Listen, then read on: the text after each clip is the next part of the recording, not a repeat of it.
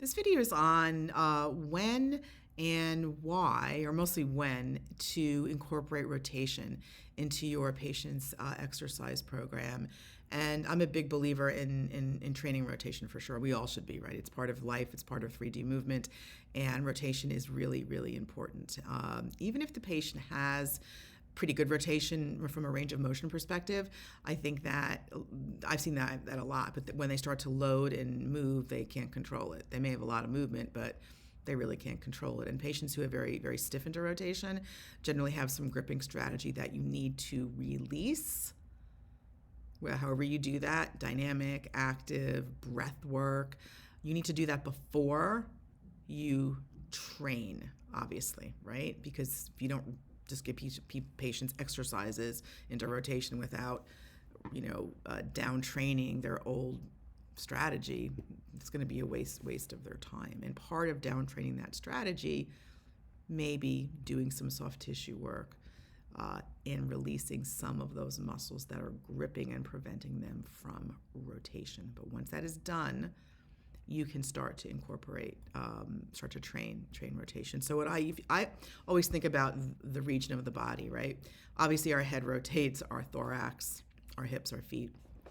So in terms of neutral, I would say rotation is not neutral, right? In at least for me, it's not a neutral position. So it's not something I immediately start off with. I have learned that when you have somebody who has a persistent problem, and you start them off with a non-neutral movement pattern, they fail. They get frustrated, the symptoms come back. You need to train them in what we call non-neutral. So for example, we'll just start at the head. Obviously the head, this is neutral. You can trick them and get them on all fours and just get them in basic neutral as they're looking down. That is something that I often do a lot in the neck to start with. I try to see if neck multifidi are weak or is something else. So I think in terms of neck rotation, I would incorporate that earlier than for another region of the body. But I do not, especially when patients have a problem rotating. I would start to train them in one of the other videos that I did, I talked about, do you need deep neck flexor training or multifidi training?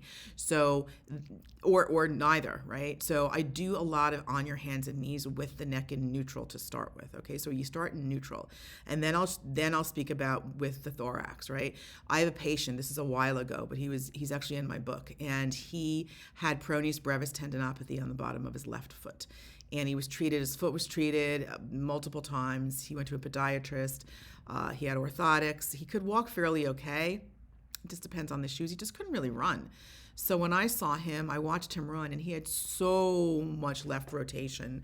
I mean, so much. He was practically throwing his weight on the outside border of his foot. No wonder he developed a tendinopathy there. I mean, it was just a constant pressure there, right? And the overuse of the tendon. So, and he had very limited right rotation. So for him, I started off rotation fairly quickly because it was not his primary issue. His foot was really primary, and he got better with treatment of his foot, but he just couldn't run. So he couldn't get that last 30%. So that is what I would consider a secondary issue, right? A secondary driver, a secondary cause. So I did start training rotation on him. If the thorax was his primary issue and the foot, wasn't even in play, I would not do that. I would look at neutral. Right? Neutral positioning of the thorax, flexion, extension, rotation, translation. Translation's a bit easier than rotation, although it's coupled. For example, a lateral lunge would be easier for me in my patients than rotation. So because you're doing translation versus rotation. I know it's semantics, but try it with your patients. So think about neutral versus non-neutral. And with this guy, all I did was restore right rotation, and he got better. And he was able to use it when he ran, because he literally had his left arm so far back when he ran, he couldn't get out of that pattern.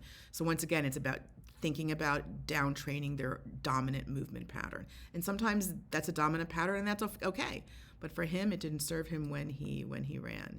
So if you look at the hip, We haven't done a podcast on this guy yet, but he was a golfer, and he is a golfer. He was just won a tournament, and he had a hip issue and a hip replacement for trauma, not for a significant arthritic process. So with him, rotation was the last thing I did. I mean, that was what really flared him up. So with the hip, you think about neutral, flexion extension. Abduction, it's more frontal plane movement, right? You're thinking sagittal, frontal, transverse plane, if you want to think about it that way.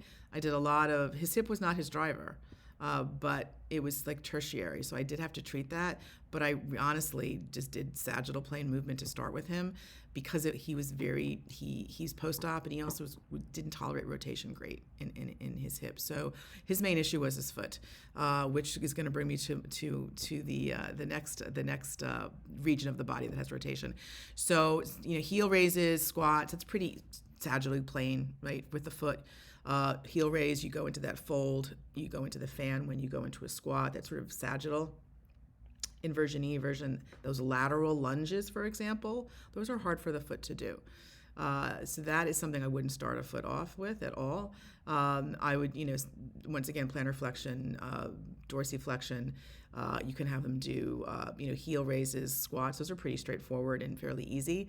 For people who have, where their driver's their foot, I would start them off in seated heel raises. Once again, all think about neutral.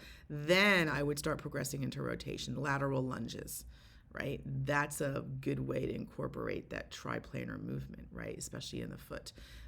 You can superimpose rotation on top of the body, stand on one leg and rotate over. That'll also induce some rotation in the foot, a Bosu ball. Once again, this is not neutral, right? At least in my book.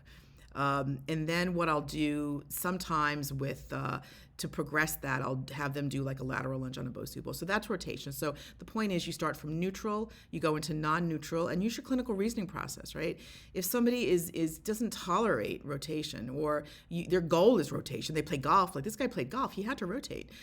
So I trained him multiple patterns, like a forward, backwards lunge for a hip and a pelvis, that's neutral, right? That's neutral, that's pretty neutral. Star lunges, side lunges, not so neutral, right? And so you progress to those. And I think that's an important concept to understand when you're progressing somebody through multiple phases of an exercise progression, especially athletes. Hope it helps.